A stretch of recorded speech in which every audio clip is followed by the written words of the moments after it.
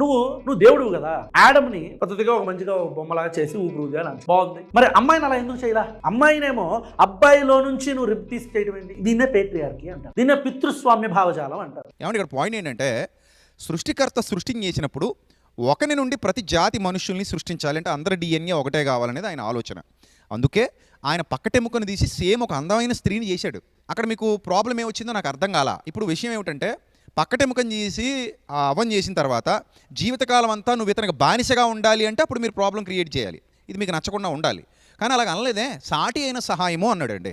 సాటి అయిన సహాయము అన్నాడు, మీరు ఇరువురు ఏక శరీరం అన్నాడు, ఒకరి ఎందుకరు అనురాగం కలిగి ప్రేమ కలిగి భూమిని నిండించండి, ఏలండి మీరిద్దరూ ఏలికలు అన్నాడు. అక్కడ ఇందులో ఒకరు ఏలిక ఒకరు బానిస అనలేదు. అలాగంటే మీరు తప్పుగా మాట్లాడవచ్చు, కానీ అలాగ అనలేదే. అక్కడ అలాగ ఎక్కడైనా ఉంటే చూపించండి, నువ్వు బానిసవి అని అనలేదు. వాళ్ళు తప్పు చేశాక శపించాడు వాళ్ళ కుటుంబాన్ని మాత్రమే, అంతే తప్ప నువ్వు బానిసవి అని చెప్పలేదండి అక్కడ. అలాగే హవ్వ గురించి మాట్లాడుతూ నువ్వు జీవము గల ప్రతి వానికి తల్లివి అన్నాడు. ఇప్పుడు పురుషుల్లో నుండి స్త్రీని ఎలాగైతే తీశాడో, స్త్రీ నుండే కదండి మరలా పురుష జాతిని అంతటిని తీసుకొచ్చాడు. జీవం గల ప్రతి వానికి నువ్వు తల్లివి అన్నాడు. హేబేలు కయ్యన్ అనే ఒక ఇద్దరు కొడుకులు పుడతారు, వాళ్ళు పురుషులే కదా, వాళ్ళకి అమ్మని చేశాడు కదా, ఈమె కదా అమ్మ, ఈమె కదా కన్నది. సో కాబట్టి అది దైవ నియమం, దైవ నిర్ణయం, అలా జరగాలి సృష్టి క్రమం కార్యక్రమం అని దైవ నిర్ణయం తప్ప ఇందులో ఎక్కడ స్త్రీని తక్కువ చేశాడు.